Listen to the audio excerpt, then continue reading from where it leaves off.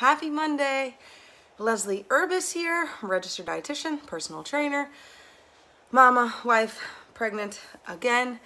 I'm like halfway now, so it's the exciting part where you get to go down in counting instead of up in counting. At least that's how I roll. Once I reach halfway, I count down. But anyways, enough about me and a little bit more about nutrition this week. So I've had quite a few people ask me about recipes this week.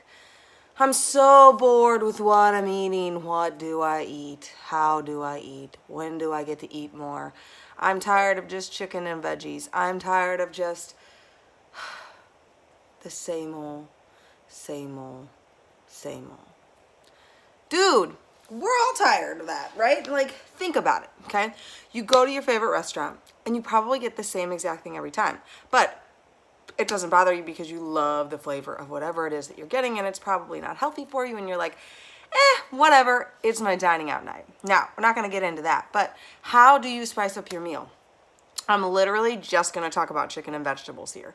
Okay, so I'm gonna use chicken as the meat and veggies as your vegetable, and just let's go with grain as your grain. Now, grain can be pasta or rice or tortilla, so I'm gonna kind of change that one up based on what I'm going with here.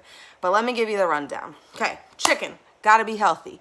So we're looking for like a chicken breast with minimal fat on it. We don't want to be getting like a chicken thigh or chicken leg or chicken something that's got a lot more fat added to it. So you really want to pay attention to that. So when you're looking at your chicken, make sure it's got about 0 to 3 grams of fat per ounce of meat. If so, check mark, can go in the cart. Now, next thing, vegetables. I don't care which vegetable you choose, as long as it's not corn, peas, potatoes, because those have a lot more grain in them and would be considered a grain. I want you to only consider corn, peas, and potatoes a grain.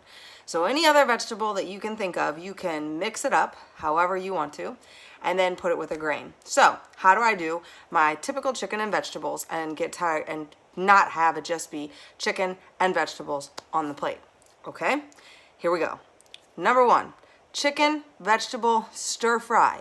Okay, you mix up a bunch of vegetables, you mix up a bunch of chicken, you mix up some brown rice, and you use your favorite Chinese herbs and spices. So if you don't know any, you can easily Google that, or we'll get into those in weeks later. Or you can use soy sauce, or you can buy like a low-calorie stir-fry sauce and put that on there and just count that as you go. It's just kind of like an extra flavoring kind of thing. Because we always get extras in our diet that don't really fall into a food group. They're just extras. Okay, number 1.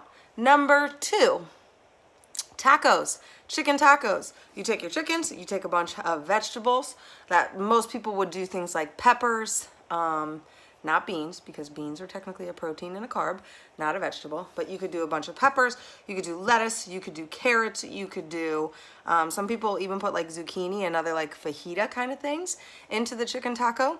And then obviously your grain is the tortilla. Meal number 2.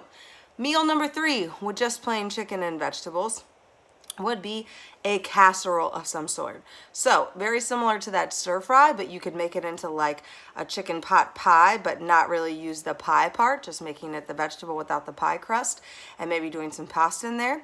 Or you could do a chicken casserole pasta where you put a bunch of chicken in and pasta in, maybe flavor it with a little white wine sauce, healthy recipes, of course.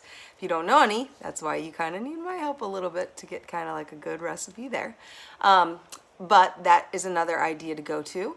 And then you can just eat the vegetables on the side.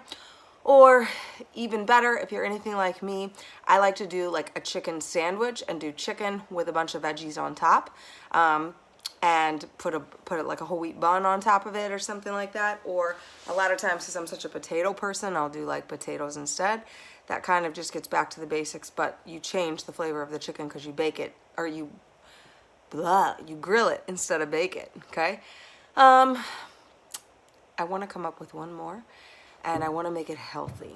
okay? So most people would want to turn to something like fried chicken at this point.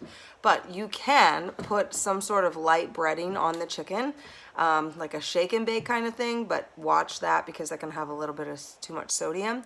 But a shake and bake kind of thing where you flavor it with a little bit of flour, some good herbs and spices, and then bake it in the oven so it's got a crispier taste to it.